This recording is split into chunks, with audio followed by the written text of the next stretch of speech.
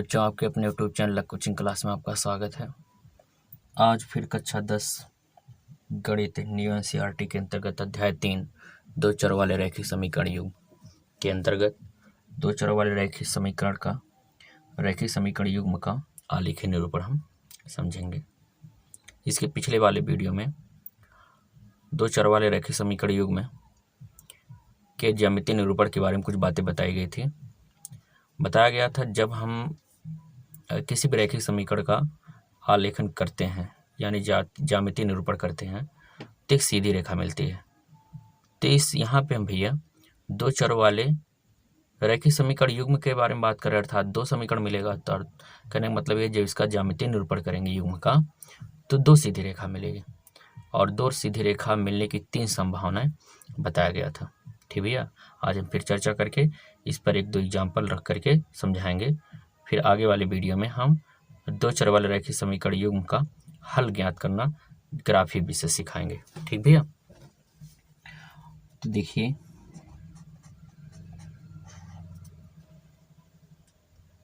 माना रैखिक समीकरण युग्म a1x plus b1y plus c1 बराबर 0, a2x b2y प्लस c2 बराबर 0। ठीक भैया, के ज्यामितीय निरूपण की निम्नलिखित की 3 संभावनाएं प्राप्त होती हैं।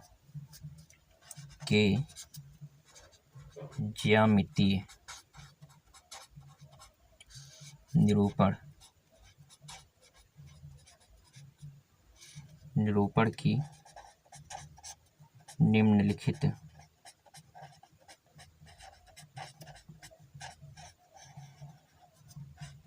3 संभावनाएं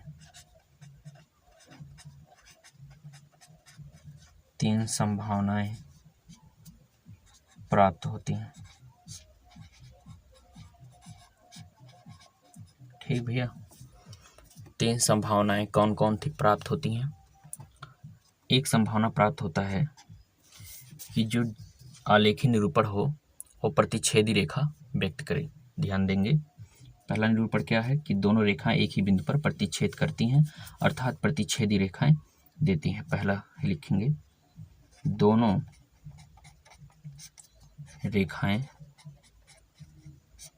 रेखाएं एक ही बिंदु पर प्रतिच्छेद करती हैं।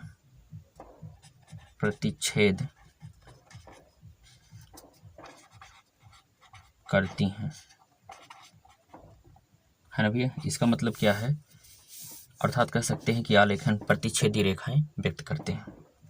दूसरा, दोनों रेखाएं समांतर होती हैं। दोनों रेखाएं समांतर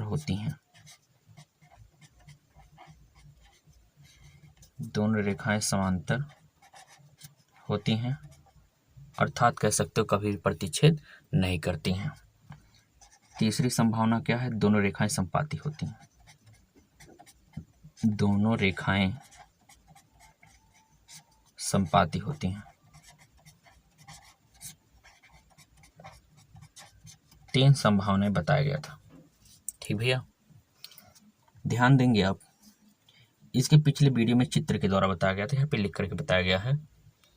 और पिछले वीडियो में ये भी बताया गया था कि जिस बिंदु का निर्देशांक दोनों रेखाओं पर स्थित होंगे वो निर्देशांक अर्थात x और y का मान रैखिक समीकरण युग्म का हल होगा, यही बताया गया था। ध्यान देंगे भैया, तो दोनों रेखाएं एक ही बिंदु पर प्रतिच्छेद करते, अर्थात एक बिंदु ऐसा होगा जो दोनों रेखा पर स्थित होगा। समझ रहे ना भैया, चित्र के माध्यम से समझाएं, देखा जाए। देखिए भैया, ये आपके सामने कार्तीय तल है। इस कार्तीय तल में क्षैतिज और ऊर्ध्वाधर रेखाएं दर्शाए गए हैं। 3 हमने कार्तीय तल बनाया, तीनों संभावनाओं को दिखाएंगे। पहला कह रहा है दोनों रेखाएं एक ही बिंदु पर प्रतिच्छेद करें। मान लीजिए एक रेखा ये गया है और एक रेखा ये गया है। ठीक भैया, सीधी रेखाएं, 2 आलेखन मिलेगा ना भैया, एक ही कार्तीय तल में 2 रेखाएं मिलेंगी और दोनों रेखाएं देख रहे हैं एक ही बिंदु प्रतिच्छेद करती हैं, अर्थात इस बिंदु का निर्देशांक मान लेते हैं यम बिंदु है, तो यम बिंदु का निर्देशांक इस वाले रेखा पर भी मिल रहा स्थित है और इस वाले रेखा पर भी स्थित है, अर्थात प्रतिच्छेदी रेखाओं की स्थिति में, रेखा की स्थिति में केवल और केवल एक हल मिलेगा, क्योंकि बताया गया था जो हल होगा वो दोनों रेखा पर स्थित होगा। तो यहाँ पे एक बिंदु का निर्देशांक दोनों रेखा पर स्थित है, इसलिए इसका एक हल होगा। दूसरी स्थिति देखा जाए, कहा गया दोनों रेखाएं समांतर अर्थात कभी प्रतिच्छेद ना करें। ये आपके सामने दो रेखाएं समांतर हैं। आप क्या बता सकते हैं कि कोई बिंदु ऐसा होगा जो दोनों रेखाओं पर स्थित है? कभी नहीं हो सकता, क्योंकि दोनों रेखाएं अलग अलग हैं, तो दोनों रेखाओं के बिंदु के निर्देशांक भी अलग अलग होंगे, अर्थात समांतर रेखा पर कोई भी बिंदु उभयनिष्ठ नहीं होता, अर्थात दोनों रेखाओं पर स्थित नहीं होता है। इसलिए हम कह सकते हैं कि समांतर रेखा की स्थिति में कोई हल नहीं मिलता है। तीसरी स्थिति क्या है? संपाती, दोनों रेखाएं क्या हो? संपाती हो। दोनों रेखा संपातिक होने मतलब है एक रेखा के ऊपर दूसरी रेखा स्थित हो, दोनों रेखाएं एक ही बिंदु एक ही रेखा पर स्थित हो, परस्पर स्थित हो, तो ऐसे को संपाती कहते हैं। तो आप देख रहे हैं भैया जितने बिंदु हैं सभी बिंदु का निर्देशांक दोनों रेखा पर स्थित है ना भैया। इन दोनों रेखाओं पर जितने बिंदु लिए जाएंगे सभी बिंदु का निर्देशांक दोनों रेखा पर स्थित है, इसलिए कहा जा सकता है कि संपाती रेखा की स्थिति में अपरिमित रूप से अनेक हल होंगे। इतना बात कन्फर्म होना चाहिए भाई। हालांकि आगे हम बताएंगे, फिर पढ़ाएंगे इसका एक अलग टॉपिक लेकर के, लेकिन यहाँ पे आप समझिए कि प्रतिच्छेदी रेखा की स्थिति में एक हल मिलता है, क्योंकि एक ही बिंदु ऐसा है जो दोनों रेखा पर स्थित होती है। समांतर रेखा की स्थिति में कोई भी हल नहीं मिलता, क्योंकि कोई भी बिंदु का निर्देशांक दोनों रेखाओं पर स्थित नहीं है। और संपाती रेखा की स्थिति में प्रत्येक बिंदु का निर्देशांक दोनों रेखाओं पर स्थित है, इसलिए संपाती रेखाओं की स्थिति में अपरिमित रूप से अनेक हल मिलते हैं। कन्फर्म हुआ भाई? तो आइए देखा जाए एक उदाहरण के माध्यम से आलेखीय निरूपण। देखिए भैया आपके सामने दिया है निम्न रैखिक समीकरण युग्म का आलेख बनाइए। ये रैखिक समीकरण युग्म दिया है, इसका आलेख बनाना है। तो सबसे पहले इसका हम सारणी बनाएंगे भैया, ध्यान देंगे। सॉल्यूशन में क्या बताएंगे? रैखिक समीकरण युग्म का आलेखन बनाना या आलेख खींचना। रैखिक समीकरण युग्म का आलेखन करना।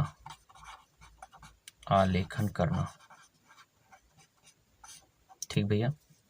तो सबसे पहले सारणी बनाइए, x + y = 3 का सारणी।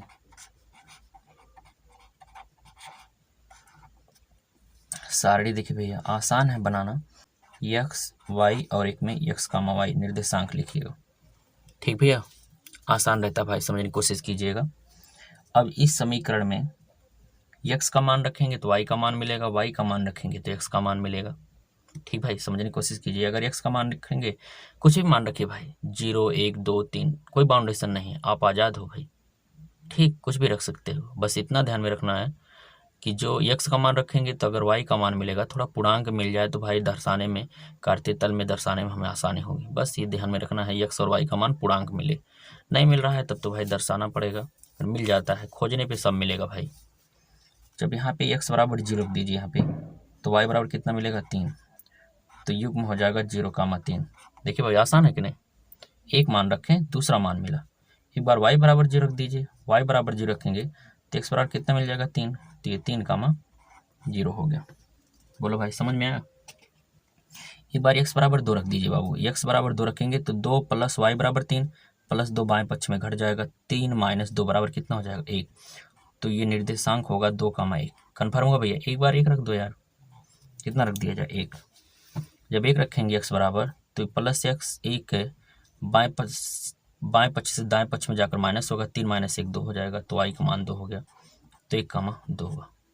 कन्फर्म हुआ? इसी प्रकार से हम दूसरे का 3x - 2y = 4 का सारणी बनाएंगे।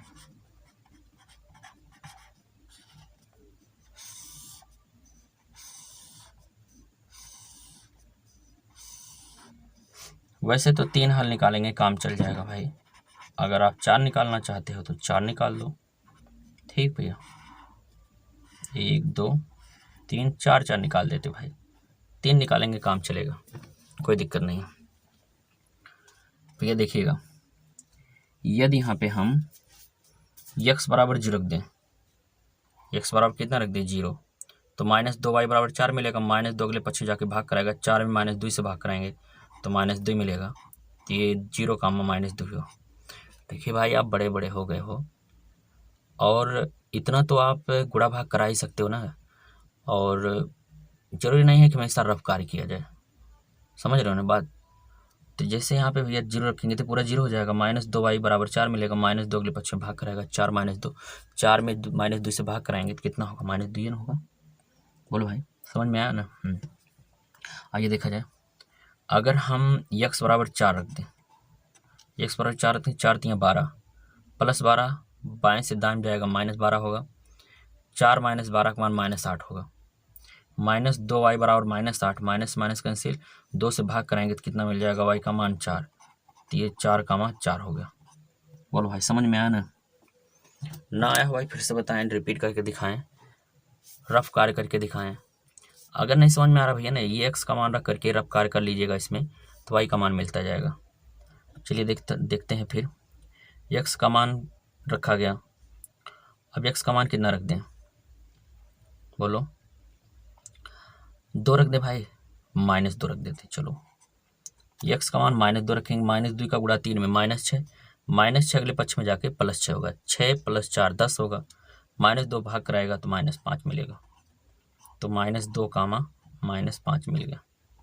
समझ में आया भाई, और कुछ रख दो, क्या रखेंगे, 2 रखे थे, -3 रख दिया, 9 हो जाएगा, 9 4 13, 2 से कटेगा नहीं पूरा पूरा, इसलिए 4 रख दे, 4 3 12, -4 रख देते, -4 3 12, -12 अगले पक्ष में +12, 12 4 कितना हो जाएगा, 16। चलो भैया -4 रख देते हैं, -4 का गुणा 3 में -12, -12 बाएं से दाएं जाएगा, +12, 12 और 4 16, और 2 जाके भाग कराएगा, -8 मिलेगा, तो मिल जाएगा -4 कामा -8। कन्फर्म हुआ भाई। इन निर्देशांकों को हम कार्तीय तल में व्यक्त करेंगे, तो आइए देखा जाए कार्तीय तल में कैसे हम इसको व्यक्त करते हैं। इसे व्यक्त करने के लिए सबसे पहले हम चतुर्थांश के बारे में हमें जानकारी होनी चाहिए कि कौन सा निर्देशांक किस चतुर्थांश में दर्शाया जाएगा। ठीक भैया, यहाँ पे हम थोड़ा सा जानकारी दे दें, ये एक ऊर्ध्वाधर रेखा है और एक क्षैतिज रेखा है। क्षैतिज रेखा को x अक्ष कहते हैं और x डैश अक्ष मतलब विपरीत दिशा में, ऊर्ध्वाधर रेखा को y अक्ष या y डैश लिख दें भैया। जहाँ एक दूसरे को लंबवत विभाजित करती हैं वो मूल बिंदु कहलाता है। मूल बिंदु के दाएं तरफ की दूरी प्लस में चली जाती है, मूल बिंदु के बाएं तरफ की दूरी माइनस में, मूल बिंदु से यानी x अक्ष से ऊपर की दूरी प्लस में मापी जाएगी और मुख्य अक्ष से नीचे की दूरी माइनस में मापी जाएगी। कन्फर्म हो इतनी बात भाई। निर्देशांक में देखेंगे, यदि कोई भी निर्देशांक में भुज दिया है, कोटि 0 है, तो इसे x अक्ष पर दर्शाएंगे, और यदि भुज 0 है, कोटि दिया है, तो इसे हम y अक्ष पर दर्शाएंगे। कन्फर्म हुआ भाई। प्रथम चतुर्थांश में सभी प्लस वाले निर्देशांक को दर्शाएंगे, द्वितीय चतुर्थांश में पहला माइनस होगा, दूसरा प्लस होगा, तृतीय चतुर्थांश में माइनस वाले निर्देशांक को दर्शाएंगे, और चतुर्थ में प्लस माइनस वाले निर्देशांक को दर्शाएंगे। यह कार्तीय तल में चतुर्थांश के माध्यम से निर्देशांकों को व्यवस्थित करना, किस चतुर्थांश में कौन सा निर्देशांक व्यवस्थित किया जाएगा या किस अक्ष पर व्यवस्थित किया जाएगा। ठीक भैया, इसी के माध्यम से हम इन निर्देशांकों को कार्तीय तल में व्यक्त करेंगे। तो आइए देखा जाए, ये कार्तीय तल में क्षैतिज रेखा और ऊर्ध्वाधर रेखा दर्शाया गया है। मूल बिंदु के दाएं तरफ की दूरी पॉजिटिव में चलेंगे, +2 +3 4 5 6 7 8 9 10। मूल बिंदु के बाएं तरफ की दूरी माइनस नेगेटिव में, -1 -2 -3 -4 -5 -6 -7। इस प्रकार के ऊपर की दूरी +1 2 3 4 5 6 7 8 9। इस तरह से इसके विपरीत -1 -2 -3 -4 -5 -6 -7 -8। ये कार्तीय तल को दर्शाया गया। पहला निर्देशांक देखा जाए भाई, ये दिया है 0,3, 3,0, 2,1, 1,2। ध्यान देंगे 0,3 वाई इस पर दर्शाया जाएगा 0,3, कन्फर्म हुआ। फिर 3,0 एक्स अक्ष पे दर्शाया गया 3,0। फिर 2,1 है एक्स अक्ष पे 2 विस्थापन, वाई अक्ष पर 1 विस्थापन, वाई अक्ष से एक्स अक्ष के समांतर, एक्स अक्ष से वाई अक्ष के समांतर। तो यहाँ निर्देशांक बिंदु मिलेगा 2,1, कन्फर्म हुआ भैया। और इन निर्देशांकों को मिलाती हुई रेखा खींचेंगे।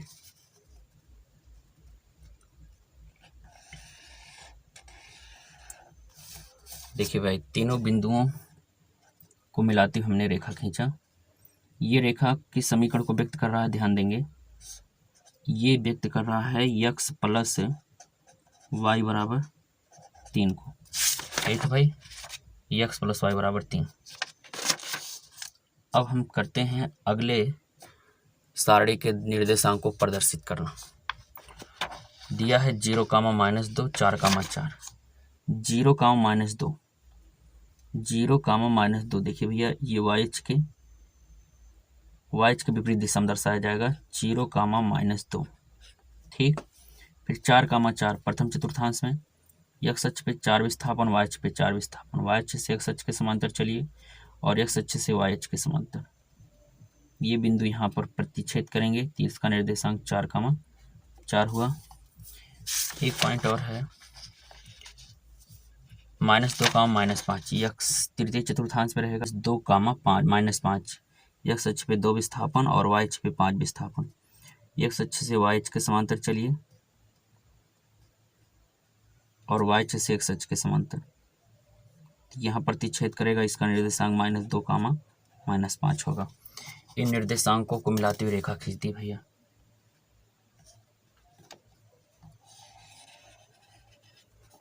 ये देखिए, निर्देशांकों को मिलाती हुई रेखा खींचा हमने और ये प्रतिच्छेदी रेखा व्यक्त करता है। किस बिंदु पर प्रतिच्छेद कर रहा है, 2,1 पर। 2,1 पर। देखिए भाई, यही बिंदु का निर्देशांक 2,1 है। ये किस रेखा को व्यक्त कर रहा है, ये रेखा है 3x - 2y बराबर 4। ठीक भैया, ये प्रतिच्छेदी रेखा व्यक्त कर रहा है और प्रतिच्छेद बिंदु का निर्देशांक 2,1 है। बताया गया था जो निर्देशांक दोनों रेखाओं पर स्थित होगा उस निर्देशांक को हम रैखिक समीकरण युग्म का हल कहेंगे। ठीक भैया, तो अतः रैखिक समीकरण युग्म प्रतिच्छेदी रेखा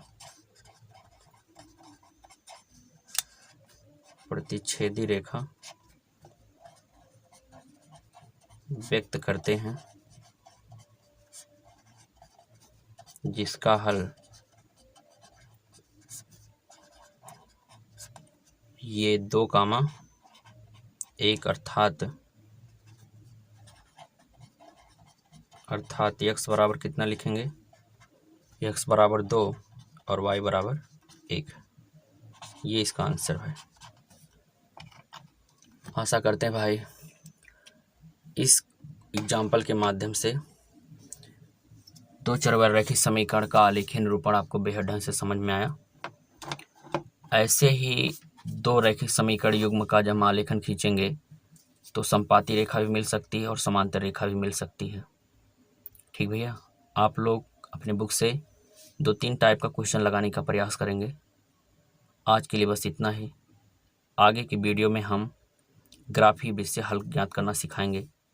हालांकि इसमें भी हमने कुछ बातें बताई है हल से रिलेटेड, फिर हम बताएंगे और फिर हम हल को ज्ञात करेंगे। आज के लिए बस इतना ही, फिर मिलेंगे। जय हिंद दोस्तों।